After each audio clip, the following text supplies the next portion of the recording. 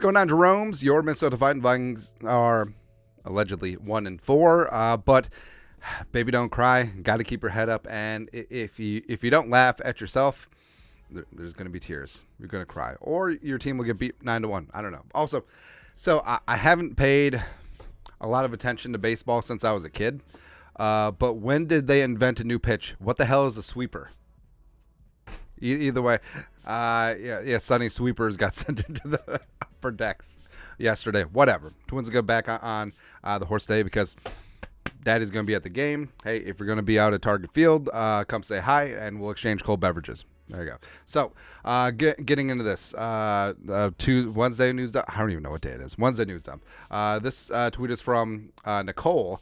Kirko is one section over from me, seated with the common folk again. Man of the people, #Vikings. So, Kirko Incognito at the Vikings ALCS game, and it's good to see, man. Although...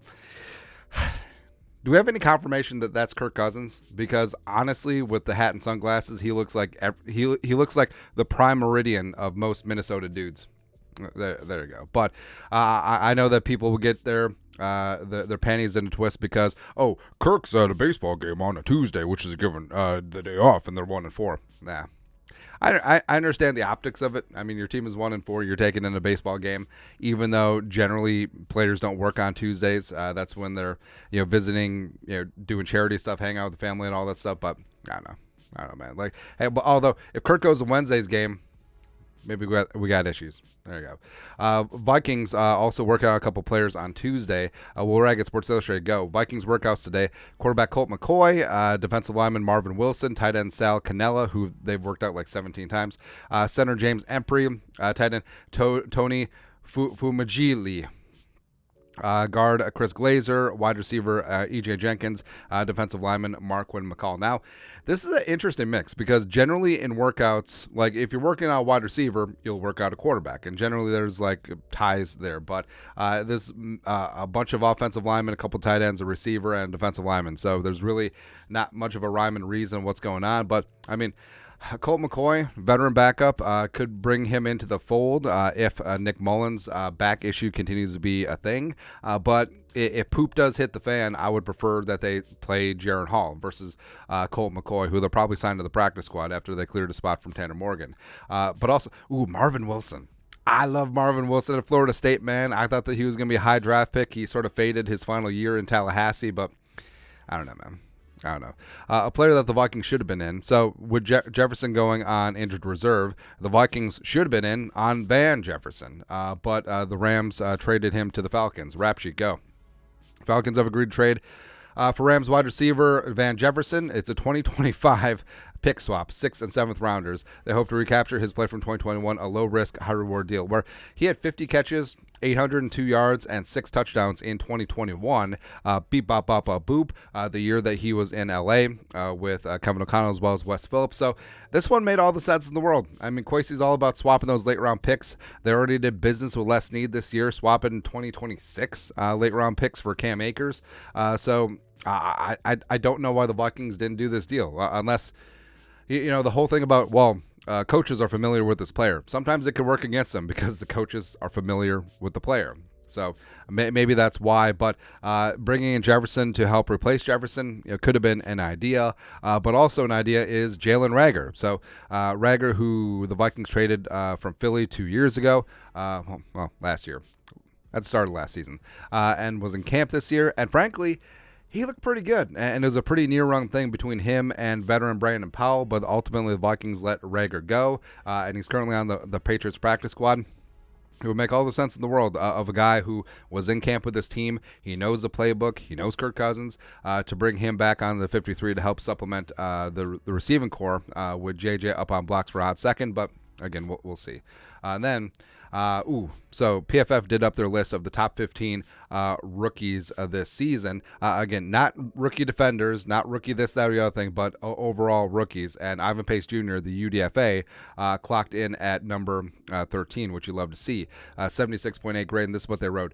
The undrafted rookie has made this list every week since the season began. While he has struggled in terms of grading over the last couple of weeks, he has built a solid resume thus far, especially as a pass rusher, 87.5 grade. However, the Vikings have recently only opted to play pace and coverage more often, giving him just 13 pass rush snaps over the last 2 games. That has to be more. That has to be a lot more, where you do have this competitive advantage where you have an off-ball linebacker, a guy who has a natural nose for the quarterback, had 9 sacks his final season in Cincinnati with the Bearcats, and I think that he could certainly get things done. Just unleash him. And the Vikings, for the success that Daniil has had, for the success that Davenport has had, the Vikings' pass rush has been relatively inefficient, despite the high blitz rate. So using pace more to get after the quarterback's ass makes sense. Speaking of ass, Jordan Love. So remember after 2 weeks when Jordan Love got to play the Bears defense and everyone was like, oh, Jordan Love, oh, Lord, here we go. Oh, another Hall of Famer on the heels of the Packers having 30 years of Hall of Fame caliber quarterback play. But you just love to see Jordan Love fall apart in the last couple of games, and he's been ass. Thank you. Brad Spielberger, PFF. This isn't even a Packers own my Bears thing so much as it's a 30-year-old fan. So apparently Brad's a Bears fan. It's a 30-year-old fans have never experienced bad quarterback play thing. But I could read Packers Twitter all day today and just smile. Welcome to what 25 fandoms deal with every year. It sucks. See you Sunday. Ooh, love to see it, man. Where he's saying that basically like 5-6 of the league every single week, every single year is debating. It's like, well, our quarterback is bad, but he's kind of good. I mean, Jordan Love is straight up ass this year. That's fine. And Warren Sharp pointed this out. Jordan Love on passes thrown over 5 yards tonight. Monday Night Football against the Raiders. 3 of 11. Amber is the color of your energy. 3 interceptions. Negative 0.78 expected points added per attempt.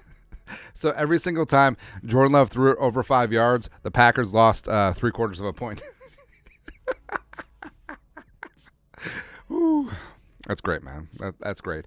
Speaking of quarterbacks who turned out to be ass, Tom Pelissero, NFL Network, go. Old friend, the Colts are signing quarterback Kellen Mond to the practice squad pending physical, sources tell me and Mike Garafolo. With Richardson's shoulder out indefinitely, currently placed on IR, Indianapolis worked out several quarterbacks today and chose Mond. I choose you.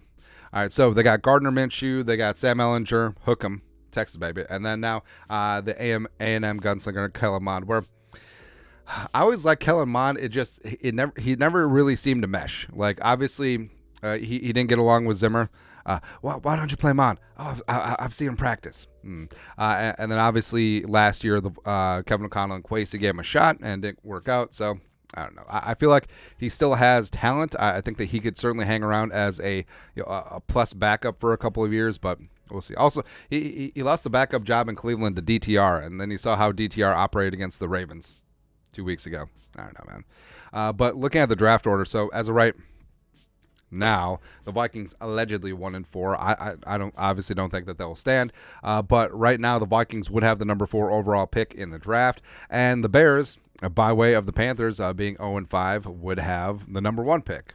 And the number 2 pick from their own volition. So as of right now, the top 5 draft order via Tankathon is Bears, Broncos, Vikings, and then the Patriots. And their mock draft is Caleb Williams and Marvin Harrison Jr. going to the Bears, which that would be deadly. That would be rather unfortunate. Drake May, the tall, strong gunslinger from North Carolina, going to the Broncos, which, I don't know, they'd have to do something with Russ's contract. I don't know. But the Vikings, so there's only like 3 or 4 quarterbacks taken in the first round. And it should be noted that in the second round, the Vikings are mocked to take a quarterback, Michael Penix Jr., but I think it's Now, it's very smug to say, like, oh, this player's never falling there. I highly doubt Michael Penix Jr. gets out of the first round. Frankly, I think that he has a chance to be a top 10 pick. I think that, well, first off, he's a favorite for the Heisman. He's putting up insane numbers, and he's doing great things. And I think that he is a lot of his traits do translate to the NFL. So, frankly, if the Vikings just sticked and picked and took Penix Jr. at 4, I'm mad at that. Or, guys like J.J. McCarthy is going to be in the mix as well. And I don't know, like Cam Ward, Quinn Ewers, like there's going to be a lot of damn good quarterbacks here. But even though Jared Verse is a man, he's 40. But, I mean, Jared Verse is a physical freak of nature. And with the Vikings on the edge, Daniil's a free agent. Wanham's a free agent. Davenport's a free agent. It would make sense, but, oh, Lord. Like, if the Vikings let Kirk Cousins go and the Vikings don't take a quarterback when they're having this rare treat of being in the top 5 picks, Dinky Town may burn. Dinkytown riots may go down again. I don't know, man. But and then the Patriots probably would take a quarterback in this spot, but they take Olu Fashanu from Penn State, who, I mean, I think he might be like Anthony Munoz. Like Anthony Munoz with DeBrickashaw Ferguson combined. Like he is a rock solid as a tackle, man. Love to see it. Also, love to see Adrian Peterson surviving another week on Dancing with the Stars. So I don't know anything about the show, but producer Allie apparently is following it. She says that Adrian is improving, but also he's kind of ass. Man, that's just the theme of this week. Today's dump. Everything is just ass, man. All that stuff. But Adrian survives, and hopefully first prize is a lot of money. Adrian probably needs it. That's all. But hopefully he follows in the shoes of, did Jerry Rice and Emmitt Smith win this? Former NFL players getting it done. How'd Jason Taylor do? It doesn't matter. But we'll be at the Twins game today. Like we said, if you see me, come say hi.